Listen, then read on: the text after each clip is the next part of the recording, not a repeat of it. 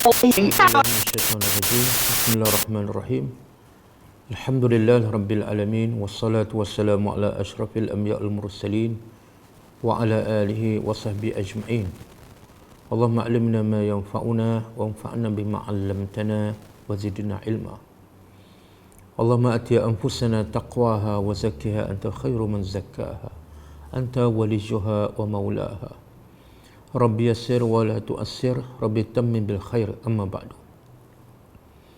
Alhamdulillah, bersyukur kepada Allah Subhanahu wa taala, sekali lagi kita bersiaran secara live untuk sebagai peringatan kepada diri saya yang pertama dan kepada semua penonton.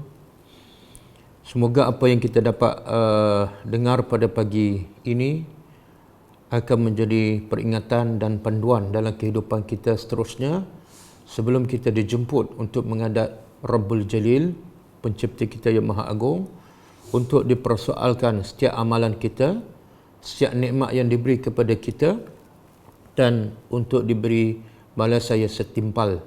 Sekiranya baik, maka baiklah balasannya. Sekiranya buruk amalan kita, tidak ikhlas hati kita, maka buruklah balasannya. InsyaAllah pada pagi ini kita sama-sama bincang topik tentang COVID-19, antara arahan manusia dan arahan pencipta manusia. Allah telah mentakdirkan wabak coronavirus ini berlaku di hujung tahun 2019 dan merebak daripada Wuhan, China, merebak ke satu dunia. Tidak ada negara yang terselamat daripada virus ini kecuali beberapa negara yang sedikit sahaja, seperti Laos, Brunei. Tapi hampir keseluruhan dunia merasai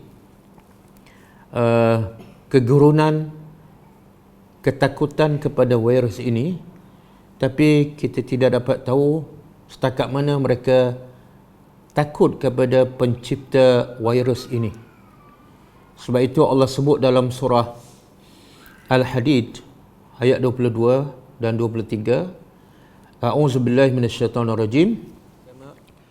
Ma asaba min musibatin fil ardi wala fi anfusikum illa fi kitabin min qabli an nabra'aha. Inna zalika 'ala Allah yasir. لكي لا تأسوا على ما فاتكم ولا تفرحوا بما آتاكم والله لا يحب كل مختال فخور. Maksudnya, ma asaba min musibatin, kata Allah Subhanahu wa taala, tidak ada satu pun musibah, apa-apa saja musibah yang menimpa fil ardi, di atas muka bumi, di Wuhan ke, di Itali ke, di Iran ke, yang angka kematian sekarang dah mencecah 11,000 lebih. Wabak ini bermula di China, tapi angka kematian di China 3,000 lebih.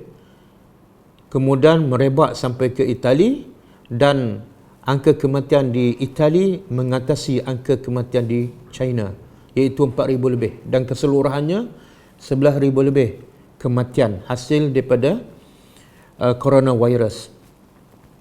Dan Allah kata tidak ada satu pun musibah yang berlaku fil ardi, di atas muka bumi, di mana-mana tempat, bila-bila masa, wala fi anfusikum, dan tidak juga musibah berlaku pada diri kamu, seperti kefakiran, kemiskinan, sakit, wabak, coronavirus. Tidak ada semua itu yang berlaku, sama ada di bumi ataupun dalam diri kamu, illa fi kitabin, melainkan telah tertulis dalam kitab di Lauh Mahfuz. Sejak bila tertulis? Min qabli an nabra'aha, sebelum kami menciptakan langit dan bumi. Bahkan dalam riwayat hadis, sebelum Allah mencipta langit dan bumi selama 50,000 tahun. Inna zalika 'ala Allah yasir, sesungguhnya yang demikian itu adalah mudah bagi Allah. Apa yang mudah?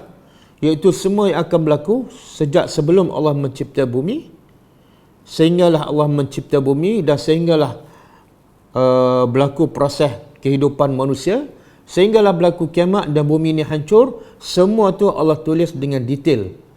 Kalau kita nak tengok nak tulis riwayat hidup kita dalam masa 20 tahun, mungkin tak cukup 10 buku, tak cukup dakwah yang berbotol-botol.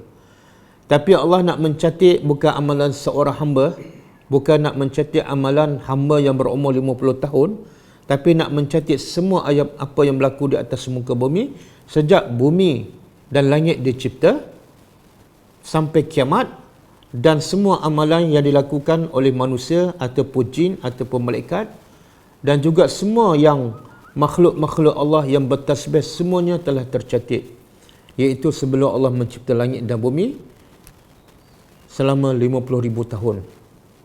Kenapa Allah telah catat siap? Allah bagi tahu hikmahnya, likai la ta'sau ala ma fatakum, supaya kamu tidak rasa sedih. Ta'sau, supaya kamu tidak rasa sedih apa yang telah terlepas daripada kamu. Kalau kamu ditimpa kehilangan harta, harta yang hilang itu tidak sepatut kamu ratapi ataupun sedih. Kenapa? Sebab Allah telah catat sebelum kamu dicipta, sebelum langit dan bumi dicipta 50,000 tahun.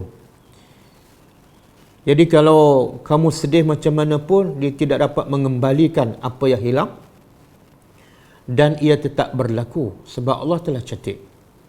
Jadi hikmah pertama, semua peristiwa, semua musibah yang berlaku di atas muka bumi telah Allah catat sebelum Allah cipta kita dan cipta langit dan bumi 50,000 tahun, supaya kita jangan sedih. Sebab sedih tak akan menghilangkan, tak akan memulangkan apa yang hilang, dan tak akan menghalang apa yang akan berlaku. Dan wala tafrahu, dan supaya kamu tidak terlalu gembira bima atakum. Kalau Allah bagi nikmat pula kepada kamu, semua Allah telah catat sebelum Allah cipta kamu dan Allah cipta langit dan bumi 50,000 tahun. Allah dah catat dah. Kamu akan jadi kaya, kamu akan dapat projek ni, kamu akan dapat kesihatan.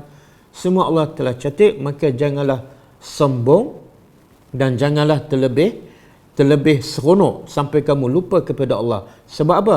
Kamu seronok ke, kamu tak seronok, benda itu telah tercatat dan pasti akan berlaku. Jadi Allah nak mengajar orang beriman ni antara sedih dan terlalu gembira. Iaitu tidak sedih dan tidak terlalu gembira. Bila dapat musibah, tenang, sabar. Sebab apa? Sebab sedih tidak dapat memulangkan apa yang hilang, dan tidak boleh menghalang apa yang akan berlaku. Sebab itulah Allah berkata juga, wallahu la yuhibbu kulla mukhtalin fakhur. Allah tidak suka kepada orang yang bangga dengan apa yang dia miliki dan sombong kepada orang lain. Kenapa? Sebab Allah bagi harta, Allah bagi kelebihan pada kamu bukan untuk kamu berbangga, tapi sebagai ujian. Bila kamu dapat nikmat, kamu berbangga, Allah tidak suka. Itu adalah sifat-sifat yang dibenci oleh Allah Subhanahu Wa Taala. Kerana segala nikmat Allah beri kepada manusia untuk menguji sama ada bersyukur ataupun kufur. Dan bila Allah bagi musibah, juga Allah nak menguji sama ada redha, sabar ataupun marah.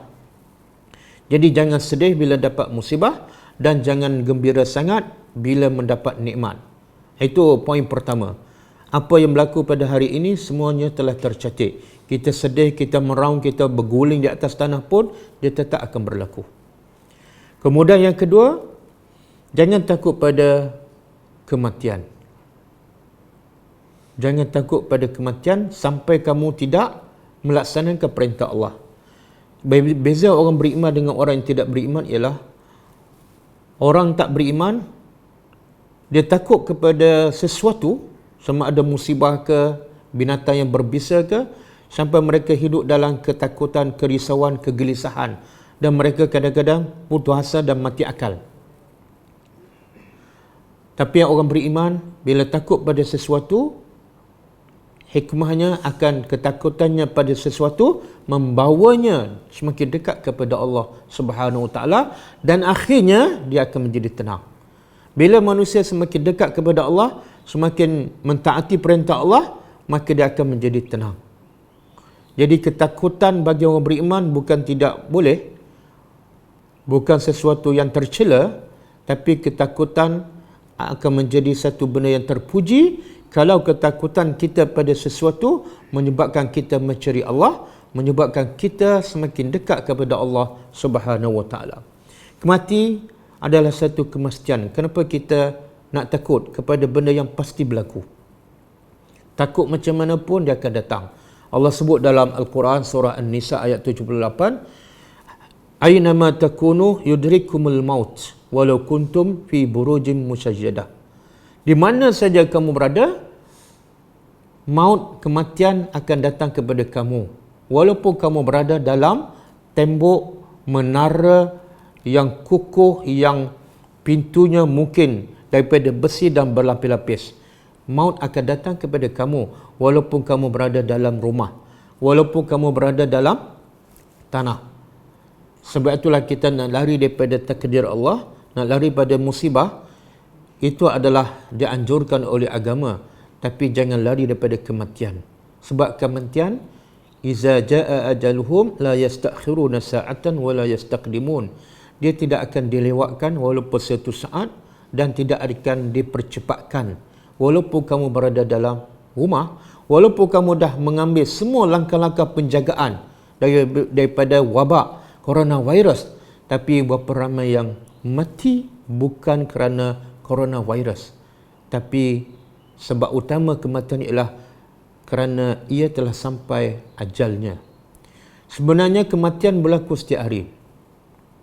Kematian berlaku setiap hari. Sebelum wabak coronavirus, kematian berlaku setiap hari, dan bukan 2-3 orang mati. Di Malaysia sendiri kalau kita baca berita, beratus-ratus orang mati setiap hari. Sekarang hasil daripada wabak coronavirus, orang menanti-nanti berita kematian. Setakat ini 8 kematian. Dah lebih kurang hampir sebulan baru 8 kematian. Dan ada hari tidak ada kematian, ada hari seorang, ada hari dua orang, ada hari semalam 4 orang lebih kurang. Jadi kita menanti-nanti berita kematian dalam keadaan takut wabak itu akan menimpa kita. Tapi sebenarnya sebelum datang wabak COVID-19 ini, sebenarnya kematian berlaku setiap hari. Dan bukan 2 orang setiap hari, bukan 20 orang, mungkin beratus-ratus orang. Tapi kita tak peka, kita tak baca berita. Bacalah Harian Metro, bacalah Cosmo, bacalah berita-berita. Setiap hari ada berlaku kematian di negara kita. Ada kematian disebabkan kemalangan jalan raya, ada kematian disebabkan dibunuh, ada kematian sebab lemas, ada kematian sebab tidak ada sebab. Tengah bercakap, kadang-kadang kita dengar berita coronavirus ni dia akan merebak dengan cepat, dan bila kena kadang-kadang rebah tiba-tiba. Sebenarnya rebah tiba-tiba tu bukan sebab coronavirus, tapi sebab sampai ajalnya. Kenapa? Sebab sebelum ni pun banyak kita dengar berita, ada orang tengah sihat tiba-tiba jatuh mati. Adakah sebab coronavirus?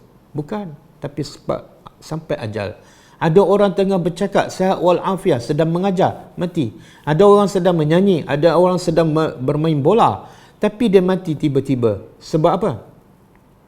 Sebab telah sampai ajalnya. Jadi tidak ada faedah kita takut pada kematian, tapi takutlah kepada apa yang akan berlaku selepas kematian.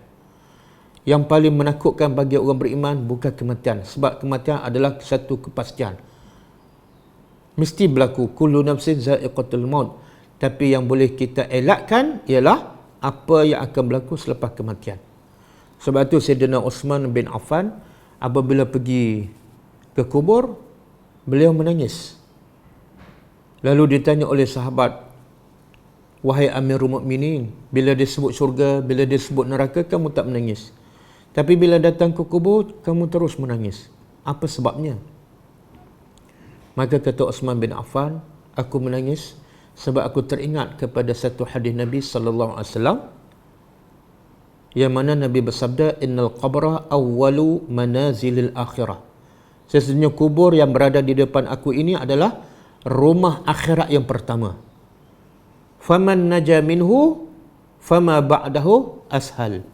ahwan. Siapa yang selamat daripada azab kubur? Ini bukan cerita kematian, tapi cerita yang selepas kematian, yang menyebabkan Uthman bin Affan menangis walaupun dia adalah ahli syurga. Kata Nabi SAW, siapa yang selamat di dalam kubur, yang merupakan tahap pertama di alam akhirat, di alam barzakh, maka selepas alam kubur dia akan selamat dan lebih mudah urusannya. Tapi siapa yang tidak selamat di alam kubur, maka selepas alam kubur azabnya lagi dahsyat. Yang tu yang menyebabkan Uthman bin Affan menangis. Inilah orang beriman. Orang beriman tak takut pada kematian, tapi orang beriman takut apa yang akan berlaku selepas kematian. Ramai orang membaca berita kematian di China 3,000 lebih, di Itali 4,000 lebih, di Iran 1,000 lebih, hampir 2,000. Angka kematian itu menakutkan ramai manusia. Tapi ramai manusia tak berfikir yang lebih menakutkan ialah apa yang akan berlaku selepas kematian. Kematian datang sekejap sahaja. Tapi yang selepas kematian dia tidak akan berakhir. Bukan sekejap. Bukan 10 hari, bukan 10 tahun, bukan 1000 tahun. Tapi dia akan berterusan dan tidak ada penghujungnya. Sama ada kamu ke syurga, kamu akan rasa nikmat selamanya, ataupun kamu akan ke neraka dan kamu akan kekal dan tidak akan mati-mati. Summa la yamutu fiha wa la yahya. Kemudian apabila kamu masuk neraka, kamu tidak akan mati dan juga kamu tidak akan hidup. Kalau kena virus, coronavirus, kamu mati, habis. Tapi selepas kematian, bukan coronavirus, mungkin kena azab kubur, mungkin kena azab akhirat yang lagi dahsyat. Maka takutlah kepada apa yang akan berlaku selepas kematian. Jadi sebab itulah antara hikmah juga Allah bagi musibah ni, sebenarnya hikmah bagi orang beriman, bagi orang yang berakal ialah sebenarnya Allah nak mengelakkan hamba-hambanya daripada musibah yang lagi besar, iaitu azab yang paling besar di akhirat besok. Salah satu cara Allah nak selamatkan manusia daripada azab yang paling dahsyat di akhirat ialah dengan cara Allah bagi musibah yang kecil. Coronavirus ni adalah kecil apabila dibanding dengan azab akhirat yang tidak ada pengakhiran, yang tidak hidup dan tidak mati. Jadi Allah tu sangat sayang kepada hambanya apabila lihat hambanya leka, terlalu cinta dunia, terlalu kejar dunia, yang membahayakannya, yang akan menyebabkannya akan kekal dalam neraka, maka Allah bagi satu musibah yang dengan musibah kecil ini dapat mengelakkan daripada musibah yang lagi besar. Sebab itulah apabila anak perempuan Nabi, yang mana anak kepada anak perempuan Nabi, iaitu cucu Nabi, sedang sakit dan nazak, maka Nabi beritahu pada anaknya perempuan macam ucapan taziah dan sebagai motivasi.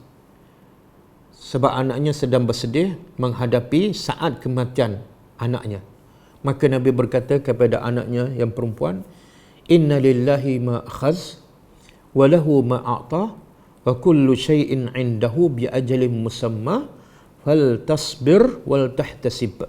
Hadis sahih riwayat Bukhari. Maksudnya, kata Nabi, sesungguhnya milik Allah apa yang diambil. Kalau dia ambil nyawa anak, ambil nyawa suami, ambil nyawa mak bapak kita, maka itu adalah semuanya miliknya. Jadi tidak perlu bersedih sebab Allah ambil bukan milik kita. Kenapa kita nak bersedih bila orang ambil hak milik dia? Kita patut bersedih bila orang ambil hak kita. Tapi bila Allah ambil nyawa sesiapa saja yang kita kasihi, maka yakinlah itu adalah hak Allah. Dan Nabi kata lagi, walahu ma'ata, bila Allah bagi, maka itu juga adalah haknya. Yang Allah ambil pun hak dia, yang Allah bagi pun hak dia. Kalau yang dia ambil hak dia, jangan bersedih sebab Allah ambil hak dia. Dan kalau Allah bagi, maka itu adalah hak dia, maka jangan sombong sebab itu bukan hak kamu. Kemudian Nabi berkata lagi, wa kullu syai'in indahu bi ajalin musamma. Setiap sesuatu di sisi Allah telah ditetapkan ajalnya. Hari ini anak kamu meninggal, besok kamu. Jadi sedih tidak akan menghalang daripada takdir Allah. Kemudian Apa yang memberi manfaat, apa yang memberi kebaikan kepada orang beriman apabila ditimpa musibah. Nabi pesan kepada anaknya, fal tasbir wal tahtasib. Hendaklah kamu bersabar di atas ujian ini, di atas musibah ini, wal tahtasib, dan mengharapkan pahala ganjaran daripada Allah Subhanahu wa taala. Subhanallah. Tidak ada sesuatu yang Allah ambil melainkan Allah nak bagi sesuatu yang lebih baik. Allah ambil anak kita, Allah ambil harta kita yang kita sayang, tapi sebenarnya Allah nak bagi yang jauh lebih baik. Apa dia? Iaitu ganjaran pahala hasil pada kita bersabar. Kadang-kadang kita salat belum tentu diterima. Kadang-kadang pahalanya yang tak besar. Kadang-kadang kita sedekah tapi pahalanya tak besar, mungkin kita tak ikhlas. Tapi ada satu amalan yang pahalanya sangat-sangat besar dan tidak ada penghujungnya. Tidak ada limitnya. Allah berkata dalam surah Az-Zumar ayat 10, innama yuwaffas sabiruna ajrahum bighairi hisab. Sesungguhnya Allah akan memberi, Allah akan sempurnakan ganjaran pahala untuk orang yang sabar. Apa dia? Bighairi hisab, yang pahalanya tidak ada had. Ya Allah, Allah ambil anak untuk bagi pahala yang tidak ada had. Bukan 1000 pahala, bukan 10,000, bukan 1 juta, bukan 1 bilion, tidak ada had. Jadi kenapa kita nak bersedih kalau diberi sesuatu yang lebih baik daripada yang kita hilang? Saya bagi contoh, kita hilang telefon harganya 500, tapi diganti dengan telefon yang harganya 2,000. Adakah patut kita sedih dengan kehilangan telefon yang berharga 500? Tak patut, sebab kita akan dapat yang lebih baik. Ini tidak akan berlaku melainkan kepada orang yang beriman, yang yakin kepada janji Allah di akhirat besok. Kalau orang itu tidak akan beriman, apa yang hilang akan menjadi musibah kepadanya. Jadi di sini saya nak sebut, jadi orang beriman tidak patut takut kepada kematian. Bahkan bersedihlah untuk mati dengan amal soleh. Dan bersabarlah bila ditimpa apa saja musibah, kerana sabar itu ada peluang untuk kita mendapat ganjaran pahala yang tidak ada hadnya daripada Allah Subhanahu wa taala. Habis, apa yang patut kita takut? Orang beriman yang patut takut ialah dosa. Dosa. Orang beriman yang paling mereka takut ialah dosa. Sebab itu Nabi sebut dalam satu hadis sahih riwayat Bukhari daripada Abdullah bin Mas'ud daripada Nabi SAW, qal innal mu'min yara zunubahu ka'annahu qa'idun tahta jabal yakhafu an yaqa' alaihi, wa innal fajira yara zunubahu kadhubabin marra ala anfihi faqala bihi hakaza. Maksudnya daripada Abdullah bin Mas'ud daripada Nabi SAW telah bersabda, sesungguhnya orang beriman akan melihat dosanya seumpama dia berada di bawah gunung dan gunung tu akan menghempakkan kepalanya. Inilah keadaan orang beriman. Macam mana kita boleh tenang kalau gunung akan berada di atas kepalanya dan akan hempak kepalanya? Orang beriman tidak akan pernah tenang dengan dosa. Tapi sekarang kita tengok terbalik. Ramai orang takut dengan coronavirus, tapi tak takut dia buka aurat. Tak takut anaknya tak solat. Tak takut anaknya keluar bersama teman lelaki. Tak takut suaminya tidak solat. Tak takut dia sendiri solatnya lewat ataupun luar daripada waktu. Ini adalah ciri-ciri orang munafik. Sebab tu Nabi kata, orang yang jahat, orang yang berdosa, melihat dosanya hanya seumpama lalat yang datang kemudian ditepis dengan tangan seolah tidak ada apa-apa. Jadi berhati-hatilah dengan sifat orang munafik. Orang munafik bila buat dosa tak takut, tak risau. Tapi orang beriman yang paling mereka takut ialah dosa. Sebab itu kita pernah dengar kisah seorang wanita hitam di zaman Rasulullah SAW yang ditimpa musibah iaitu penyakit sawan.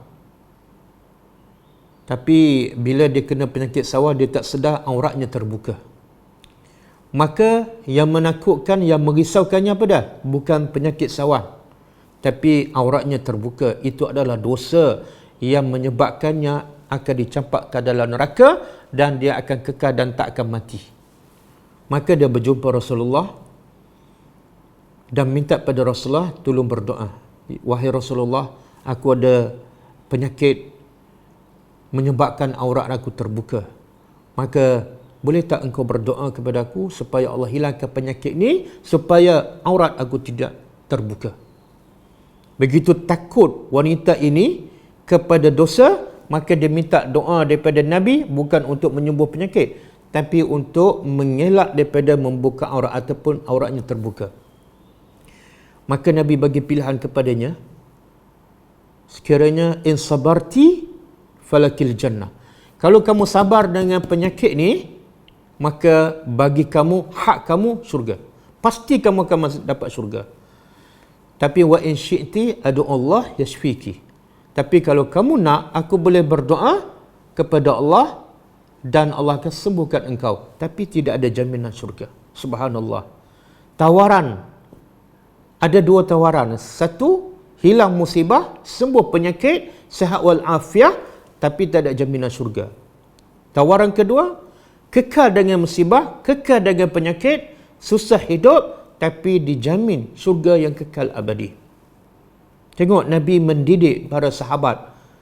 Nabi mendidik wanita, walaupun wanita hitam, tapi Nabi mendidik mereka supaya menjadilah orang yang berakal, menjadi orang yang bijak memilih. Maka wanita ini memilih untuk sabar dengan penyakit, supaya apa? Sebab dengan sabar itu dia akan dapat syurga. Jadi penyakit musibah sebenarnya tidak ada masalah kalau kita sabar. Bahkan itulah harga bayaran untuk kita mendapat syurga. Cuma wanita ini minta juga kepada Nabi, sebab yang dia takut ialah auratnya, iaitu dosa terbuka. Maka dia minta juga doa kepada Nabi. Sekarang bukan doa untuk sembuhkan penyakit, tapi doa supaya dia tidak melakukan dosa. Wahai Rasulullah, dia tak minta pada Nabi minta doa supaya hindar daripada penyakit-penyakit lain, sebagaimana yang doa yang tersebar yang daripada Nabi yang kita wairalkan kepada semua orang. Allahumma inni a'udzubika minal junun wal juzam was sayyi'il aqsam was sayyi'il asqam. Jadi doa tu untuk mengelak daripada penyakit. Tapi wanita yang bijak ni, dia minta kepada Nabi doa untuk mengelakkan daripada melakukan dosa. Sebab dia tahu musibah yang paling besar bukan penyakit. Musibah yang paling besar ialah dosa kepada Allah Subhanahu Wa Taala. Maka dia minta kepada Rasulullah, ya Rasulullah, tolonglah doa kepada aku supaya bila datang penyakit ini, aurat aku tidak terbuka. Maka Nabi pun berdoa, dan bila datang penyakit itu, auratnya tidak terbuka. Subhanallah. Takutnya orang beriman kepada dosa lebih daripada takut kepada penyakit. Dan kerana sabarnya terhadap musibah itu, maka dia dijamin syurga oleh Nabi sallallahu alaihi wasallam. Jadi antara dosa yang dilakukan oleh umat Islam ialah dosa tidak memahami Al-Quran. Kalau kita tengok sekarang manusia kelang kabut, bila Allah hantar satu virus, bukan tak boleh kelang kabut, bukan tak boleh takut, tapi saya nak buat perbandingan. Manusia kelang kabut bila Allah hantar virus coronavirus. Sebab apa? Kerana takut kematian. Tapi Allah telah lama bagi peringatan di dalam Al-Quran tentang virus dosa, virus hati keras. Bahkan Allah kata, fawailun lil qasiyati qulubuhum an zikrillah. Celakalah orang yang hatinya keras daripada zikrullah. Baca Quran tak menangis, baca Quran tak faham dan tak rasa bersalah. Dengar arahan Allah, buat tak tahu je. Bahkan Allah sifatkan mereka ini orang yang pekak dan buta. Allah puji kepada orang beriman apabila mendengar ataupun membaca Al-Quran. Dalam surah Al-Furqan ayat 73, Allah kata, وَالَّذِينَ إِذَا ذُكِرُوا بِآيَاتِ رَبِّهِمْ لَمْ يَخِرُوا عَلَيْهَا صُمًّا وَعُمْيَانًا. Allah puji orang beriman. Ini sifat orang beriman. Dengan baik-baik. Orang beriman, Allah kata, bila dibaca ayat-ayat Allah kepada mereka, Mereka tidak seperti orang pekak dan buta. Apa maksud tu? Bila orang pekak mendengar Al-Quran, dia tak akan faham sebab dia tak mendengar pun. Bacalah Quran 30 juzuk kepada orang pekak, dia tak akan faham apa-apa. Maka Allah nak bagi tahu orang beriman mesti faham Al-Quran. Kalau tak faham, Allah kata dia sama seperti orang pekak. Sama seperti orang buta yang melihat langit tak rasa kebesaran Allah. Melihat kebesaran Allah tapi tak rasa kebesaran Allah. Melihat betapa hebatnya Tuhan. Hanya hantar virus yang kecil dan tak nampak, tapi boleh menakutkan semua manusia satu dunia. Boleh merebak begitu cepat dan boleh meragut nyawa beratus-ratus setiap hari.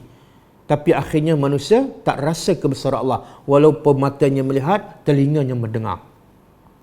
Jadi Allah nak bagi tahu orang beriman bila mendengar ayat Allah, bila melihat kebesaran Allah, dia tidak seperti orang pekak dan tidak seperti orang buta. Ini adalah satu celaan Allah kepada manusia yang baca Quran tapi tak faham, yang melihat kebesaran Allah tapi tak rasa kebesaran Allah. Janganlah begitu juga Allah sebut. Allah sebut bagaimana kisah Nabi Musa AS. Allah mencela Bani Israel walaupun telah melihat kebesaran Allah. Iaitu bagaimana Allah selamatkan Bani Israel daripada kezaliman, kejahatan Firaun dengan tenteranya. Firaun dengan tenteranya menyembelih anak-anak lelaki Bani Israel hidup-hidup dan membiarkan anak-anak perempuan hidup dalam keadaan hina dan dalam ketakutan.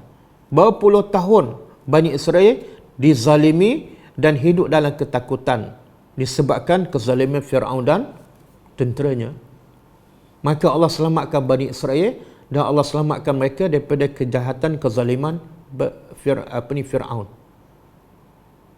Tetapi dan Allah selamatkan mereka dengan Allah menunjukkan kebesarannya, iaitu laut yang besar terbelah menjadi lebuh raya 12 lorong depan mata Bani Israel.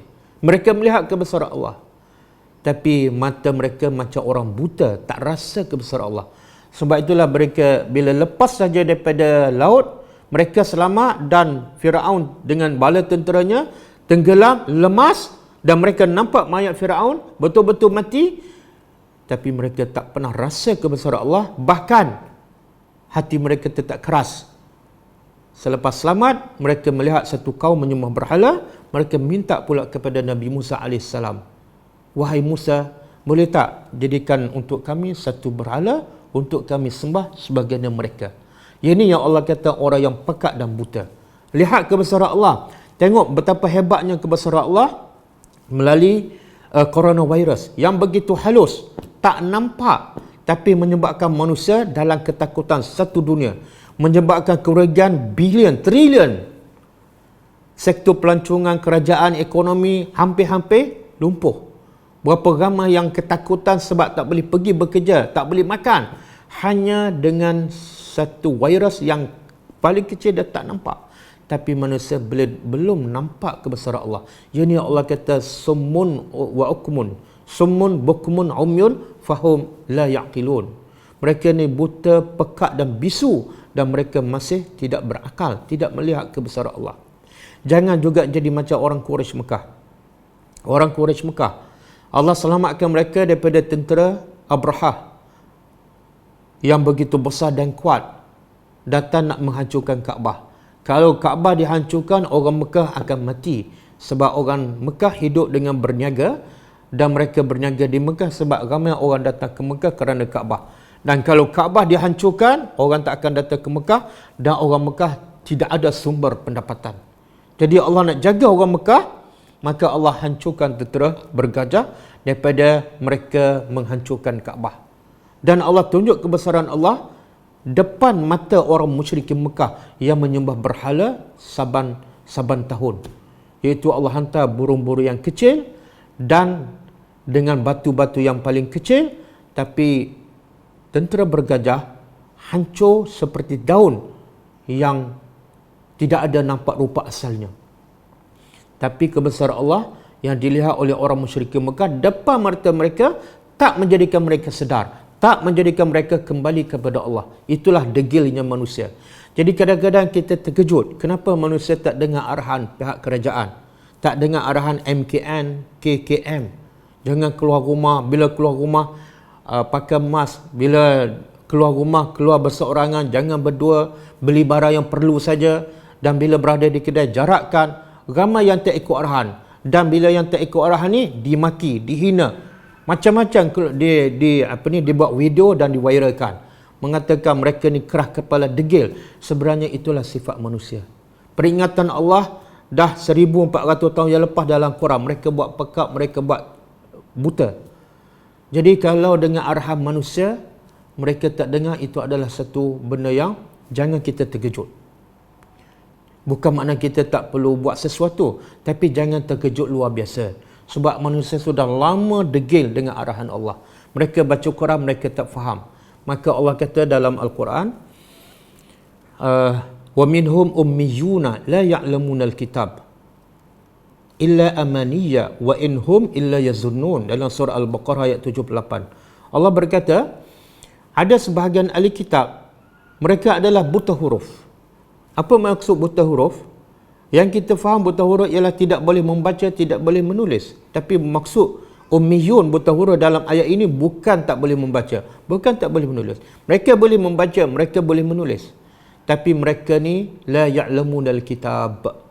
Mereka baca kitab tapi tak faham. Illa amaniyah, kecuali cerita dongeng-dongeng. Wa inhum illa yazunnun, dan mereka tidaklah tahu apa dalam kitab yang mereka baca, melainkan yazunnun, mereka sangka-sangka. Saya rasa ayat ni maksud macam ni, saya rasa hukum ni macam ni. Semuanya tidak berdasarkan ilmu dan kefahaman. Jadi Allah mencela orang yang baca kitab tapi mereka tak faham. Inilah virus yang paling bahaya, yang Allah selalu bagi peringatan dalam 30 juzuk Al-Quran, dalam 6,000 ayat lebih, tapi ramai manusia yang tak peduli dan tak kisah. Berbeza sangat bila manusia mendapat arahan daripada manusia demi untuk selamatkan nyawanya, demi untuk selamatkan keluarganya. Apa saja arahan, walaupun menyusahkan mereka, jangan keluar rumah, bukan 1 hari, 14 hari. Jangan pergi bekerja. Ada yang kais pagi makan pagi, kais petang makan petang. Mereka menderita sebab tak boleh makan. Tapi mereka tetap patuh demi cinta kepada kehidupan, demi untuk selamatkan nyawa. Tapi peringatan Allah begitu banyak, saban hari, bahkan mereka baca, tapi mereka tidak patuh. Jadi itulah, manusia ni sifat hipokrit. Demi untuk selamatkan nyawa, apa saja arah manusia yang menyusahkannya, dia patuh. Terpaksa pakai mask, pakai. Terpaksa beli. Tapi bila Allah kata tutuplah aurat, tutuplah kepala, bukan nak selamat daripada coronavirus yang menyebabkan kamu mati, tak. Nak selamatkan daripada bahaya yang lagi besar, iaitu daripada api neraka Jahannam. Ya Allah kata, bila dibakar dalam neraka, kullama nadijat juluduhum baddalnahum juludan ghairaha. Yang mana bila dimasukkan dalam neraka, kami akan bakar mereka sampai kulit mereka masak. Dan dalam ayat ini Allah kata, allati tattali'u 'alal afidah. Api neraka itu akan membakar bukan setakat bahagian luar, tapi akan membakar juga bahagian dalam. Dan mereka tak mati sampai ke hati mereka.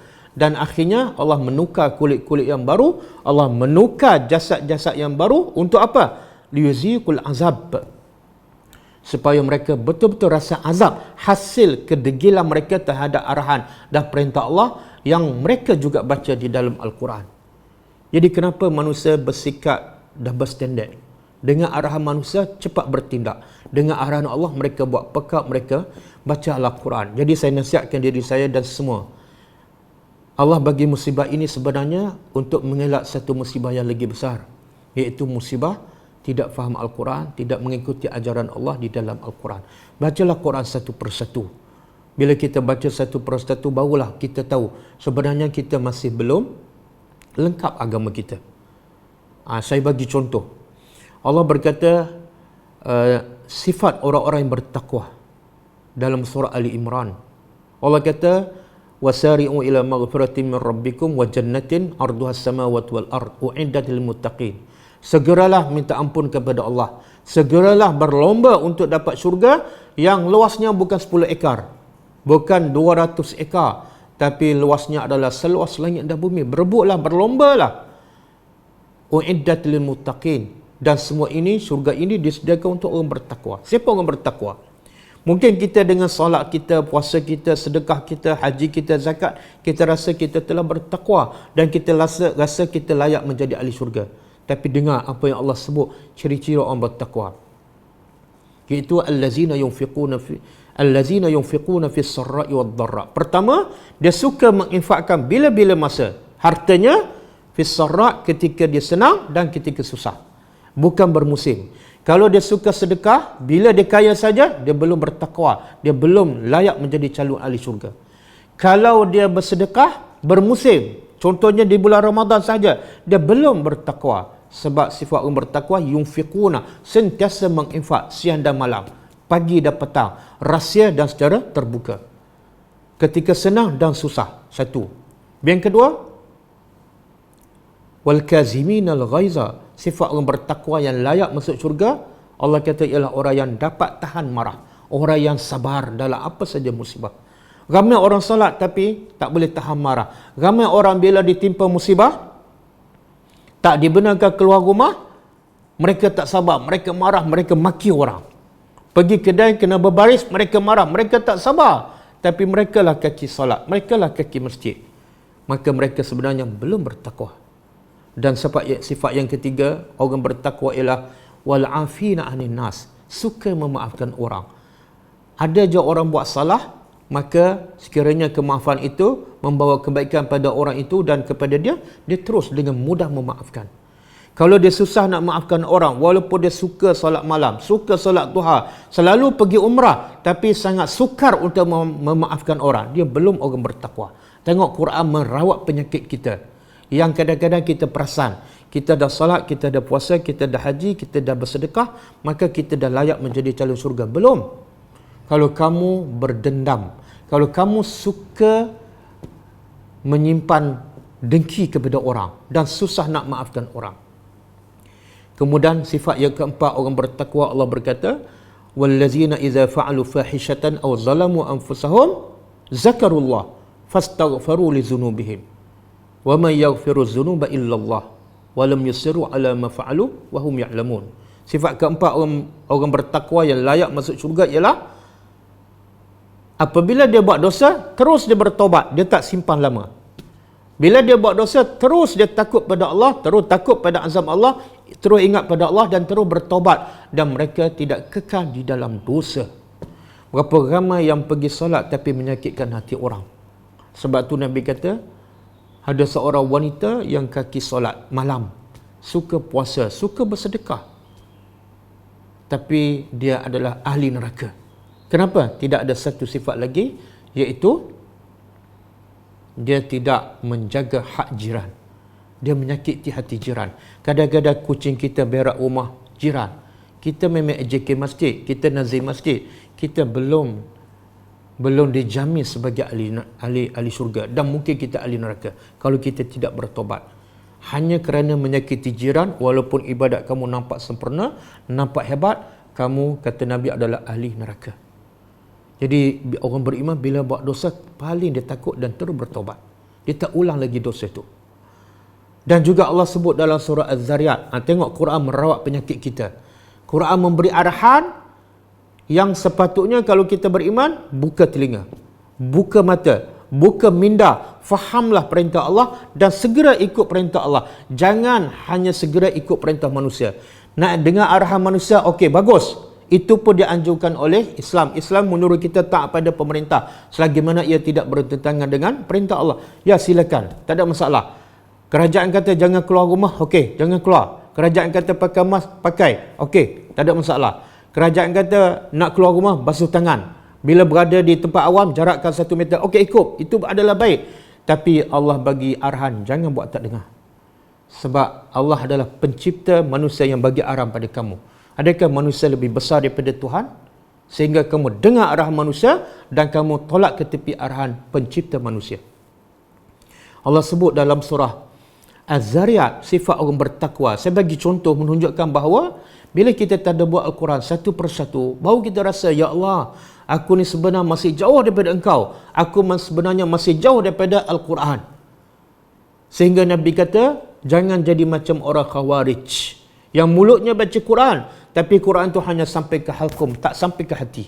Maksudnya apa? Orang yang baca Quran tapi tak faham dan tak sampai ke hati, Allah tak pandang langsung bacaannya, walaupun dia khatam, walaupun dia hafiz, dan Allah tak akan memberi pahala sedikit pun. Itu maksud hadis. Jadi bacaannya hanya sampai ke halqum saja. Maksudnya Allah tak akan bagi pahala dan bacaannya tidak memberi apa-apa faedah. Bacaan yang diberi pahala, bacaan yang mendapat faedah dan kebaikan ialah bacaan yang sampai ke hati. Sebab tu Allah sebut dalam surah Al-Isra, bagaimana Al-Quran diturunkan melalui Jibril. Nazala bihi ar-ruhul amin. Malaikat yang digelarkan Ruh Al-Amin, yang sangat amanah, menurunkan Al-Quran. Ke mana? Ala qalbika, ke dalam hati engkau wahai Muhammad. Bukan ke telinga, bukan ke mulut, bukan ke halqum. Tapi terus ke dalam hati engkau. Kenapa? Litakuna minal munzarin. Supaya bila Quran kamu faham, kamu akan beri peringatan kepada orang lain. Kamu akan selamatkan manusia. Tugas kamu bukan selamatkan diri kamu saja, tapi ku anfusakum wa ahlikum nara. Dan wad'u ila sabili rabbika bil hikmah. Dakwahlah pula kepada orang lain dengan cara yang terbaik. Jadi bila kita faham Al-Quran satu persatu, baru kita rasa duduk kita yang sebenar, hubungan kita yang sebenar dengan Allah, jauh ataupun dekat, cinta ataupun tidak. Saya sebut juga Allah sebut sifat orang bertakwa dalam surah Az-Zariyat. Allah kata innal muttaqina fi jannatin wa uyun. Sesungguhnya orang yang bertakwa dalam syurga wa uyun, dan mata-mata air ataupun sungai. Apa yang mereka buat dalam syurga? Akhizina ma atahum rabbuhum. Mereka sentiasa mengambil apa saja yang Tuhan bagi mereka di dalam syurga. Mana dalam syurga mereka tak payah bekerja, tak payah buat apa-apa. Allah bagi je. Bahkan Allah kata wa fiha ma tashtahi anfusukum wa fiha ma tad'un. Dalam syurga apa saja yang kamu ingin, apa saja yang kamu terlintas, apa saja yang kamu minta, semua dapat. Nikmat dalam syurga. Tapi Allah bagi tahu apa yang mereka lakukan semasa di dunia sehingga mereka dapat nikmat syurga ini. Innahum qabla zalika muhsinin. Mereka sebelum ini semasa di dunia adalah orang muhsinin. Apa makna muhsinin? Allah kata kanu qalilan minal laili ma yahja'un. Mereka sebahagian besar malam mereka berjaga dan solat dan beribadat kepada Allah. Sedikit sekali mereka tidur. Subhanallah. Kita ingat kita dah solat 5 waktu, pergi masjid, kita dah okey. Tak. Allah kata sifat orang bertakwa ada tambahan. Iaitu mereka bila malam, mereka solat malam. Bukan sedikit, tapi sebahagian besar malam. Kemudian, setelah solat malam, di hujung, dekat-dekat subuh, ataupun di waktu sahur, apa mereka lakukan setelah solat malam lama? Wabil ashari hum yastaghfirun. Di waktu sahur, iaitu di hujung-hujung dekat subuh, mereka yastaghfirun, beristighfar, bertaubat lagi kepada Allah walaupun dah salat malam. Ya Allah, inilah sifat orang beriman. Takut bukan sebab coronavirus, tapi takut setelah salat malam, takut salatnya tak diterima oleh Allah, maka mereka bertaubat lagi kepada Allah. Cuba bayangkan kalau kita tak bangun malam. Cuba bayangkan kalau kita salat lambat. Cuba bayangkan kalau kita tak salat langsung, lagi patut kita bertobat kepada Allah Subhanahu Wa Taala. Itu hubungan dengan Allah. Muhsinin ada dua. Satu, berbuat baik kepada Allah, iaitu sembahlah Allah seolah ihsan. Sembahlah Allah seolah kamu nampak Allah. Kalau tak mampu, kamu kena yakin Allah sedang melihat kamu. Itu ihsan kepada Allah di dunia. Dan yang kedua, ihsan kepada manusia. Kalau kamu salat malam seorang-seorang, kamu pergi Mekah, kamu pergi masjid, kamu pergi kelas agama, tapi kamu tak peduli pada orang, kamu belum muhsinin. Allah kata wa fi amwalihim haqqun lis-sa'ili wal mahrum. Dalam harta mereka ada hak orang miskin. Orang miskin pula ada dua, satu yang meminta dan satu yang tidak meminta. Jadi kamu kena sediakan duit kamu, harta kamu yang kamu rasa milik kamu, sebenarnya ada hak orang miskin. Jadi hubungan kamu bukan setakat dengan Allah, tapi hubungan kamu dengan manusia. Maka sebab itulah, kalau kita solat saja tapi tak peduli pada orang miskin, kita belum orang bertakwa. Kita bukan muhsinin. Bahkan Allah kata, itulah orang yang yukazzibu biddin, pendusta agama. Siapa? Bukan yang tak salat. bukan yang tak melakukan haji, bukan yang tak melakukan umrah. Tak, pendusta agama ialah fazalika yadu'ul yatim, orang yang tak mempeduli anak yatim. Berapa ramai orang yang solat, pergi umrah tapi tak ada satu anak yatim pun dia bantu. Wala yahuddu ala ta'amil miskin, dan pendusta agama juga ialah orang yang tidak berusaha, tidak memikirkan untuk memberi makan pada orang miskin. Allah kata inilah pendusta agama. Sebenarnya dua sifat ni Allah nak bagi tu sifat orang munafik. Dia solat, dia puasa, dia berjihad. Tapi bila bab membantu orang miskin, bab membantu anak yatim, dia paling susah dan paling kedekut. Bila nak keluar duit, kedekut. Itulah sifat orang munafik. Dia suka solat sebab tak perlukan keluar duit. Dia suka pergi umrah sebab keluar duit untuk dirinya. Tapi bila nak keluar pada orang, apatah dia orang miskin yang tidak ada pulangan untuknya di dunia, maka bagi orang munafik ni sangat berat. Maka tengok ayat Quran mengajar kita, kalau kamu solat saja, kamu puasa saja, dan kalau kamu duduk kat rumah solat saja tapi tak memikir orang di luar, bantulah sahabat-sahabat kita, kaki tangan di hospital. Apa saja kita boleh bantu, bagi semangat pada mereka, bagi motivasi pada mereka. Mereka yang menguruskan jenazah mayat yang ditimpa COVID-19 ni, bagilah semangat pada mereka. Itu juga bentuk bantuan, itu juga bentuk hablun minan nas. Jadi jangan kita beribadat sorang-sorang, tapi beribadatlah juga untuk membawa kebaikan kepada orang. Sebab tu Nabi sebut dalam satu hadis, daripada aku beriktikaf dalam masjidku selama sebulan, beribadat sorang-sorang, lebih aku suka aku berjalan, mungkin sekejap saja, tapi niatnya, tujuannya untuk membantu saudaraku yang berhajat. Itu adalah jauh lebih baik daripada aku solat dan beriktikaf, beribadat di Masjid Nabawi selama 1 bulan. Kenapa?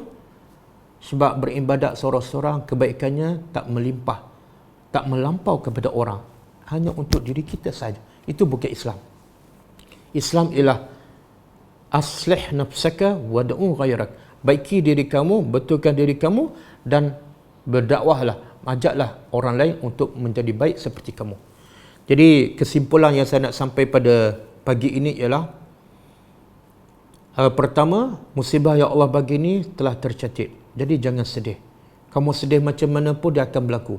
Dan kalau Allah catatkan, minta dijauhkan, Allah dah catatkan kamu akan ditimpa coronavirus, maka yakinlah benda itu telah tertulis dan kesedihan kamu tak dapat elakkannya, dan kesedihan kamu tak dapat menahan apa yang Allah akan takdirkan. Jadi terima dengan sabar. Jadi kalau Allah selamatkan kita daripada wabak ini, maka hiduplah dalam keadaan beribadat kepada Allah. Jangan buang masa. Jangan buang masa di rumah. Bersyukur dengan nikmat kesihatan, bersyukur dengan nikmat masa kosong. Duduklah dengan anak-anak, baca Quran dengan anak-anak, galakkan anak-anak dan kita sendiri menghafal ayat-ayat baru.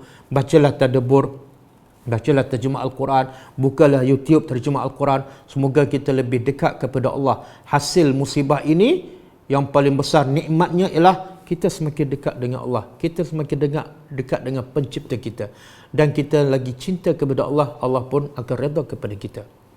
Jadi itu pertama, jangan sedih. Kalau sedih tak akan menghilangkan apa-apa, bahkan menyebabkan ibadat kita tidak tenang dan tidak khusyuk.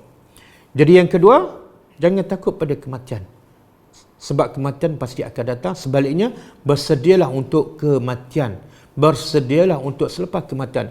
Baiki ibadat kamu, baiki hubungan kamu dengan Allah, sama ada melalui solat 5 waktu, solat malam, solat duha, solat sunat rawatib 12 rakaat, zikir pagi petang, tadabbur Al-Quran setiap hari. Baikilah hubungan kamu, sebab itu yang akan kamu bawa selepas kematian. Kemudian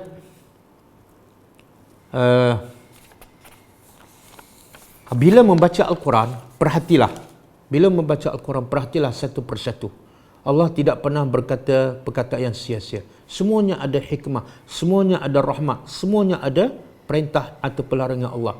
Maka perhatilah. Sebab itu kata Abdullah bin Mas'ud, kami sangat bahagia hidup bersama Nabi. Kenapa? Kami sentiasa membaca Al-Quran dan kami sentiasa memahami apa yang Allah perintah, apa yang Allah larang, dan kami amalkannya. Ya Allah, bahagianya bila dapat faham arahan perintah pencipta kita dan dapat laksanakannya. Kenapa? Janjinya, jaminannya adalah syurga. Itulah kebahagiaan, nikmat yang paling besar. Dan kata Abdullah bin Mas'ud memberi amaran. Ada orang yang boleh baca Quran 30 juzuk, satu huruf pun tak jatuh. Satu baris pun tak jatuh. Tapi semua amalan dalam Al-Quran jatuh. Makna dia hanya membaca setakat di mulut ataupun di kerongkong saja, tanpa menghayati dan jauh sekali daripada melaksanakan setiap perintah dan larangan Allah dalam ayat yang dibaca. Dan akhirnya bacalah satu doa. Doa ni dalam keadaan musibah sekarang ustaz tak bagi. Yang ustaz bagi ialah doa mengelakkan daripada wabak ni menimpa kita. Doa daripada kesedihan. Tapi ada satu doa yang lebih besar, lebih penting. Cuma dipanjang sikit. Dan doa ni Nabi bersabda dalam satu hadis riwayat Ahmad dan Al-Hakim, tidak ada orang yang tengah bersedih, tengah duka cita, dan bila dia baca doa ni, Allah hilangkan kesedihannya. Tapi kita kena faham betul-betul dan menghayati maksud doa ini. Doa ni berbunyi, Allahumma inni abduka wa banu abdika wa banu amatika nasiyati biyadik madin fiyya hukmuk adlun fiyya qada'uka as'aluka bikulli ismin huwa lak sammaita bihi nafsak aw anzaltahu fi kitabik aw 'allamtahu ahadan min khalqik aw ista'tharta bihi fi 'ilmil ghaibi indak an taj'ala al-qur'ana rabi'a qalbi wa nura sadri wa jalaa'a huzni wa zahaba hammi. Saya huraikan sikit maksudnya, iaitu doa ni sebenarnya yang kita ni minta ni sikit je hujung, tapi permulaan tu adalah sebagai tawassul ataupun sifat rendah diri hamba sebelum dia meminta kepada Allah. Allahumma inni abduka, ya Allah sesungguhnya aku ni hamba engkau. Bukan setakat kita mengaku kita ni hamba kepada Allah, bukan tuan, bukan bos, hamba. Tetapi kita juga mengaku wa banu abdika, aku juga anak kepada hamba engkau. Mana bapa aku pun hamba. Wa banu amatika, dan anak juga kepada mak yang juga hamba engkau. Subhanallah, rendah diri. Mana bukan aku je hamba, aku memang keturunan hamba. Jadi tak ada sebab aku nak sombong kepada engkau. Bukan aku je hamba, bapa aku hamba engkau, mak aku pun hamba engkau, atau aku pun hamba engkau sampai ke Nabi Adam. Kemudian kita mengaku nasiyati biyadik, ubun-ubun aku berada di tangan engkau. Aku ni hamba, sebab tu engkau boleh buat apa saja dan aku kena redha sebab aku hamba. Ubun-ubun aku di tangan engkau, engkau nak buat apa saja silakan. Madin fiyya hukmuk, dan aku ni terus akan tunduk pada hukmuka, hukum engkau. Engkau nak takdirkan aku sihat, alhamdulillah allazi bi ni'matihi tatimmus shalihat. Engkau nak takdirkan aku sakit, alhamdulillah ala kulli hal. Engkau nak takdirkan aku selamat daripada virus COVID-19, alhamdulillah. Engkau nak takdirkan aku terkena, alhamdulillah. Sebab madin fiyya hukmuk, selagi mana aku hamba, aku tertakluk kepada hukum engkau. Dan adlun fiyya qada'uka, dan qada'uka, takdir engkau adalah adil. Ini penting. Kadang-kadang bila Allah timpa masalah pada kita, kita merungut seolah Allah tu tak adil. Tak. Adilun, engkau sangat adil dalam menentukan takdir ke atas aku. Aku ada anak ke, tak ada anak ke, ada isteri ke, tak ada ke, sihat ke, sakit ke, miskin ke, kaya ke, selamat daripada coronavirus ataupun ditimpa musibah itu, engkau tetap adil. Itu akidah. Kemudian kita bertawassul dengan nama Allah. As'aluka bikulli ismin huwa lak. Aku mohon kepada engkau dengan nama-nama yang milik engkau. Sammaita bi nafsak, yang engkau sendiri telah namakan engkau kepada diri engkau. Tidak ada seorang pun boleh menamakan, beri nama kepada engkau. Sebab tidak ada satu pun makhluk kenal engkau dengan erti kata yang sebenar. Mereka tak layak beri nama pada engkau. Engkau sendiri menamakan diri engkau. Berapa nama engkau? Banyak. Aw anzaltahu fi kitabik, ataupun nama engkau yang engkau sebut dalam kitab engkau, Taurat, Injil, Al-Quran. Aw 'allamtahu ahadan min khalqik, ataupun nama-nama engkau yang engkau sebut kepada seseorang daripada hamba engkau, sama ada para nabi, para malaikat. Aku tawassul dengan semua nama itu. Dan satu lagi, aw ista'sarta bihi fi ilmil ghaib, Aku juga bertawassul dengan nama-nama Engkau yang Engkau simpan dalam ilmu ghaib. Engkau tak bagi tahu kepada semua makhluk Engkau. Nabi pun Engkau tak bagi tahu. Dalam kitab Engkau pun Engkau tak sebut. Banyak lagi nama Engkau yang Engkau sembunyikan. Aku bertawassul dengan semua nama itu. Barulah kita minta. Kita mengaku kita hamba, keturunan hamba, keluarga hamba. Kemudian kita bertawassul pula dengan nama-nama Allah yang hebat, yang banyak. Baru kita minta doa. Apa doanya? Antaj'alal Qur'ana rabi'a qalbi. Ya Allah, jadilah Quran ini sebagai rabi' qalbi. Apa makna rabi'? Rabi' dalam bahasa Arab mana musim bunga. Manusia bila risau, sedih, bila dia pergi musim bunga di satu tempat, dia tengok bunga, suasana itu menyejukkan hatinya, menenangkannya. Maka seolah nak bergambarkan orang beriman bila tengok Al-Quran macam tengok musim bunga. Seronok, rasa lazat, rasa nak baca lama, rasa nak faham maksud dia, rasa tak nak berhenti. Macam dia berada di musim bunga. Jadi sehingga sekarang mungkin Quran belum jadi musim bunga pada kita. Mungkin musim panas. Rasa panas je. Ataupun musim gugur. Simpan je. Jadi doalah, mintalah pada Allah supaya Quran menjadi musim bunga. Rasa rindu, kemudahan ambil baca, bila baca nak faham, bila faham seronok nak baca lagi, nak faham lagi, nak faham. Kadang-kadang sebab itulah Nabi boleh baca Al-Quran dalam satu rakaat 3 surah panjang. Solat malam, satu rakaat surah Baqarah, surah Ali Imran, surah An-Nisa. Sebab apa? Sebab Quran bagi Nabi adalah rabi', cahaya, penyejuk hati. Bila lagi Quran nak jadi penyejuk hati kita? Bila lagi?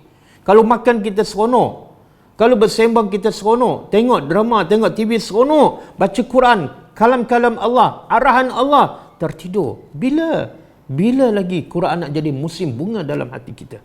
Bila? Anak-anak kita jauh daripada Al-Quran. Kita sekarang semua ada di rumah. Anak ada, suami ada, mak bapa ada, tapi masih lagi buang masa depan TV. Masih lagi buang masa dengan telefon, dengan laptop, dengan internet dan sebagainya. Bila lagi masa untuk kamu kembali? Allah bertanya, alam ya'ninil lakum. Bila lagi masanya untuk kamu khusyuk mendengar kata-kata Allah? Bila, sampai bila kamu nak jadi keras hati ni? Sampai bila kamu tak seronok dengan Al-Quran? Sampai bila kamu hanya nak baca je tapi tak nak faham? Sampai bila kamu baca Quran tapi tak rasa apa-apa? Sedangkan Allah bagi contoh, Allah turunkan, kalau Allah turunkan Al-Quran pada gunung, dan kalau gunung tu faham, gunung boleh pecah. Walaupun gunung tu keras, pejal. Tapi kamu baca Quran, kamu ada akal. Kamu boleh membaca, kamu boleh berfikir, tapi sikit pun tak ada perasaan. Sampai bila? Sampai bila? Alam ya'ninil lazi an takhsha'a qulubuhum li zikrillah. Allah bertanya, sampai bila ni kamu nak khusyuk, nak tenang, nak seronok baca Quran? Sampai bila ni? Sampai bila rasa baca Quran je rasa berat? Baca Quran je rasa nak berhenti? Baca Quran je rasa dah cukup sekali seminggu? Sampai bila akan berlaku keadaan ini? Dan dia minta lagi, wa nur sadri. Jadilah Quran ini sebagai nur, cahaya dalam hatiku. Selama ni Quran tak jadi cahaya. Yang menjadi cahaya makanan, yang menjadi cahaya kerjaya aku, yang menjadi cahaya anak isteri aku. Tapi Quran tak menjadi cahaya pada aku. Bila aku baca tak rasa bercahaya, tak rasa tenang. Wa jala'u husni, dan jadilah Quran ini sebagai penghilang kesedihanku. Makna manusia selagi tak baca Quran, selagi tak faham, selagi tak beramal, dia akan bersedih. Hanya Quran saja yang boleh menghilangkan kesedihan manusia. Dan wa zahaba hammi, dan Quran juga jadilah ia sebagai penghapus kerisauanku. Kalau husni, benda yang telah lepas, benda yang telah lepas, benda yang hilang dan telah lepas, kita sedih. Tapi kalau hammi, kita risau akan datang. Contoh, sekarang kita risau pasal COVID-19. Risau nak keluar rumah takut, kemudian risau pasal rezeki, tak boleh bekerja apa semua, anak tertinggal sekolah di universiti apa semua, nak buat apa kat rumah. Baca doa ni dan baca dan tadabbur Al-Quran. Sebab Quran saja yang akan menghilangkan kerisauan. Quran saja yang akan menghilangkan kesedihan. Quran saja akan memberi cahaya dalam hidup orang yang beriman. Bacalah doa ni daripada hadis sahih. Walaupun panjang, jangan kamu baca doa minta jauhkan daripada wabak sahaja, tapi hati kamu keras, hati kamu titik penuh dengan titik hitam. Hati kamu jauh daripada Allah Subhanahu Wa Taala. Ambillah peluang daripada musibah yang Allah timpa untuk semakin dekat kepada Allah Subhanahu Wa Taala, untuk semakin dekat dengan Quran, untuk menghayati satu persatu apa arahan, apa perintah Allah, apa larangan Allah dalam Al-Quran, sebagaimana kita sentiasa peka untuk mendengar arahan setiap saat daripada Majlis Keselamatan Negara, daripada Kementerian Kesihatan Malaysia. Setiap saat kita menunggu apa arahan terbaru, sehingga semua arahan daripada MKN, KKM, semua dihayati, semua difahami. Yang tua, yang muda, budak pun boleh bagi arahan. Kenapa sampai begitu difahami arahan manusia, tapi arahan Allah 1400 tahun yang lepas, yang tua ramai tak faham, yang budak lagi tak faham. Kenapa? Di mana Allah dalam kehidupan kita? Saya rasa cukup sekian tu. Apa yang baik daripada saya, daripada Allah Subhanahu Wa Taala, dan yang tidak baik daripada diri saya sendiri. Dan kita tutup dengan membaca tasbih kafarah. Okey, ada soalan?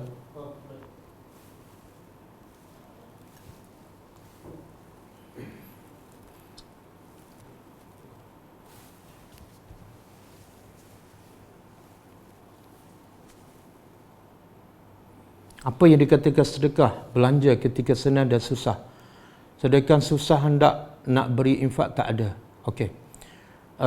Apa maksud bersedekah ataupun berbelanja ketika susah? Sebenarnya bila kita faham sedekah tu adalah luas, bukan bagi duit saja. Kadang-kadang kita bagi bantuan tenaga. Kita tak ada duit, tapi kita bagi tenaga. Kadang-kadang kita ada masa, bagi masa. Kadang-kadang kita ada ilmu, bagi ilmu. Kadang-kadang kita ada duit sikit je, bagi sikit. Sebab itulah ada wanita yang bila diberi kurma kepadanya oleh Aisyah radhiyallahu anha, 3 biji kurma, dia dengan 2 anak perempuan. Maka diberi seorang satu, 2 anak dapat seorang satu dan dia seorang. Bila anaknya makan, dua-dua anaknya makan sebiji seorang, dan dia baru nak makan hak dia, 2 anaknya minta yang dia punya. Maka dia ambil kurma dia dan dia tak makan, dia belah 2, dia bagi sebelah kepada anak satu ni, sebelah lagi kepada anak satu. Itu memberi ketika susah. Dan Nabi bagi kepada Aisyah, wanita ni adalah calon ahli syurga. Maknanya walaupun dia ada satu kurma saja, dan bukan bagi pada orang lain, bagi pada anak, itu juga infak. Itu juga sedekah. Kita bagi makan pada anak, kita bagi makan pada isteri, itu adalah sedekah. Dalam keadaan miskin, kita tetap bagi pada anak kita, itu juga sedekah ketika susah. Okey, yang kedua, bolehkah kita mengingkari arahan manusia kerana berpegang pada keyakinan hanya Allah yang berkuasa atas sesuatu perkara? Contoh, tidak memakai mask dan pergi solat di masjid. Allah kata, wa ati'u Allah wa ati'u Rasul wa ulil amri minkum. Ta'ala pada Allah, ta'ala kepada Rasul, dan ta'ala kepada pemerintah. Selagi mana dia tidak menyuruh kepada perkara maksiat. Sebab tu Nabi kata dalam satu hadis, la ta'ata li makhluqin fi maksiatil khaliq. Tidak ada ketaatan kepada makhluk apabila dia menyuruh kepada benda yang mengingkari perintah Allah. Jadi selagi mana manusia menyuruh benda yang baik, apatah lagi dia pemerintah, dan membawa kebaikan pada manusia, kita kena taat. Pakai mask, pakailah. Untuk kebaikan kita, kenapa tak boleh taat? Dia bukan nak merosakkan kita. Kata jangan pergi masjid, pergilah. Jangan pergilah. Bila pemerintah kata jangan pergi masjid, ada yang nak pergi. Tapi bila Nabi kata pergilah ketika tak ada wabak, kalau tak pergi aku nak bakar, dia tak pergi pula. Tengok manusia, Nabi bagi amaran, pergilah masjid, kalau tak pergi aku bakar. Dia tak dengar arahan Nabi, tak pergi juga walaupun tak ada wabak pun. Tapi sekarang bila arahan daripada manusia, jangan pergi masjid sebab wabak, dia tak pergi. Makna arahan manusia dia dengar demi untuk selamatkan nyawa. Tapi arahan Nabi untuk selamatkannya dunia akhirat dia tak dengar. Itulah double standard manusia. Jadi tak salah kita dengar arahan manusia selagi mana membawa kebaikan pada kita dan tidak bercanggah dengan perintah Allah. Yang ketiga, dalam keadaan wabak ini ramai yang tak dapat bekerja. Ada yang ada bisnes. Bisnes tak memberi jualan, tak dapat bayar gaji staf. Ada keluarga yang tak cukup untuk makan minum, tak dapat nak bayar sewa rumah, sewa kedai. Soalan saya, adakah salah andai kita rasa susah hati dalam keadaan begini? Dan apakah cara yang betul untuk mengatasi masalah? Subhanallah. Kenapa kita nak risau pasal gaji, pasal makan, pasal gaji staf? Kalau kita ditanya, bukankah Allah dah tetapkan rezeki? Kita akan jawab apa? Ya. Kalau jawapan kita betul-betul sampai ke hati, kita tak akan risau. Sebab kalau Allah dah tetapkan, kenapa nak takut? Kenapa nak risau? Bahkan Nabi kata, seseorang itu tidak akan mati. Seseorang itu tidak akan mati sehingga rezekinya habis. Apa maksud? Maknanya selagi umurnya ada, selagi ajalnya belum tiba, rezekinya mesti ada. Kalau dah mesti ada, kenapa nak takut? Yang patut kamu takut ialah bila kamu solat lambat, bila kamu solat tak khusyuk, bila isteri, anak perempuan kamu bukan orang. Yang tu yang patut kamu takut. Sebab kamu lawan pemberi rezeki. Kalau kamu ikut perintah pemberi rezeki, mana mungkin mana patut kamu risau? Yang bagi virus corona ni, sehingga kita tak boleh pergi bekerja 2 minggu, sehingga tidak ada income, siapa yang bawa virus ni? Allah. Siapa Allah? Pemberi rezeki kamu. Takkanlah Allah yang bawa virus dan dia juga pemberi rezeki, dia tak tahu dengan sebab virus ni kamu tak boleh makan. Subhanallah. Dan Allah perintah Nabi supaya berhijrah ke Madinah. Ini bukan 2 minggu. Dan bukan Nabi seorang, semua sahabat pergi ke Madinah. Untuk apa? Bukan cari rezeki, bukan cari kerja. Tak. Buat kerja dakwah. Taat pada perintah Allah, sebarkan Islam. Rezeki jangan soal sebab aku dah tetapkan. Tanggungjawab kamu bukan pencari rezeki. Tanggungjawab kamu ialah beribadat dan mentaati semua perintah aku. Sebab itulah Nabi dan sahabat semua pergi sehelai sepinggang. Tapi Allah jamin rezeki mereka. Sebab apa? Mereka taat pada perintah Allah. Jadi jangan takut rezeki. Jangan takut makan minum. Jangan takut gaji staf kita. Tapi takutlah bila kita tak taat pada Allah. Maka ketika itu mungkin rezeki kita sempit. Allah berkata, "Waman a'rada an zikri fa inna lahu ma'isyatan dhanka." Siapa yang berpaling daripada arahanku, daripada peringatanku, maka baginya kehidupan yang sempit. Bukan sebab tak bekerja, tapi sebab ingkar perintah Allah. Yang keempat, bagaimana kekerapan sahabat menuntut ilmu? Tak disebut dalam hadis kekerapan sahabat menuntut ilmu. Cuma disebut secara umum. Abdullah bin Mas'ud dan juga Uthman bin Affan, dia berkata, bila turun ayat, Nabi kumpul kami semua, Nabi baca 10 ayat dan Nabi huraikan maksud dan kami faham apa perintah Allah, apa larangan, dan kami pun, kata Abdullah bin Mas'ud, kami belajar ilmu dan amal sekaligus, 2 in 1. Kekerapan tak penting. Kekerapan tak penting. Yang penting beda, belajar, faham dan amal, kemudian belajar yang lain. Sekarang kerap kita belajar. Kelas di mana-mana adalah kita, tapi tak beramal. Itu tak ada guna. Jadi yang paling penting bukan kekerapan belajar, tapi yang paling penting ialah bila belajar, kita beramal. Yang kelima, mohon nas yang menempelak manusia yang suka berkata, jagalah urusanmu sendiri, jangan masuk campur urusan orang lain. Setelah kita dakwah bil hikmah, kita pula dimarahi. Mohon pandangan ustaz. Bila kita berdakwah, orang kata jaga urusan kamu. Okey, pertama kena check. Sebab apa dia cakap macam tu? Mungkin pertama silap kita. Kita suka mencari kesalahan dia, maka keluarlah kata-kata seperti itu. Ataupun mungkin dakwah kita tidak kena pada tempat dan bahasa kita pun kasar, tidak dengan hikmah, maka keluar perkataan seperti itu. Jadi pertama bila orang tak suka ataupun orang tolak dakwah kita, jangan terus salahkan orang, tapi cek cara kita berdakwah, bahasa yang kita guna, maklumat yang kita sampaikan, dan waktu yang kita guna. Mungkin waktu yang tak tepat. Kalau semua dah okey, orang kata juga itu adalah sunnatullah. Sebab tu Allah sebut dalam surah Az-Zariyat, tidak ada seorang Nabi pun yang diutus pada kaum mereka, melainkan mesti kaum dia berkata gila dan tukar sihir. Kalau jaga urusan kamu, okey lagi sebab belum gila. Nabi dikatakan gila dan tukar sihir. Itu adalah sunnatullah. Yang keenam, komen pasal amalan Isra' dan Mi'raj yang menepati syariat. Sebenarnya malam 27 Rejab dikatakan malam Isra' dan Mi'raj. Ulama mengatakan, ulama sepakat, tidak ada satu pun dalil yang sahih yang memberitahu tentang waktu bila, hari apa, berapa hari bulan Nabi Isra' dan Mi'raj. Tak ada satu pun dalil sahih. Jadi 27 Rejab bukan sebagai dalil yang sah, yang pasti bahawa itu adalah malam Isra' dan Mi'raj. Yang kedua, Nabi kalaulah menyambut Isra' dan Mi'raj adalah amalan yang terbaik, orang yang pertama yang patut buat ialah para sahabat. Sebab sahabatlah yang paling mencintai Nabi. Sahabatlah yang paling bertakwa kepada Allah. Kalau itu amalan terbaik, mereka yang pertama buat. Tapi para sahabat tak pernah menyambut Isra dan Mi'raj. Jadi sebenarnya tidak ada satu hadis sahih berkenaan dengan amalan khusus ketika malam Isra dan Mi'raj. Sama ada zikir ke, doa ke, ataupun solat tahajud ke, ataupun puasa ke, tidak ada.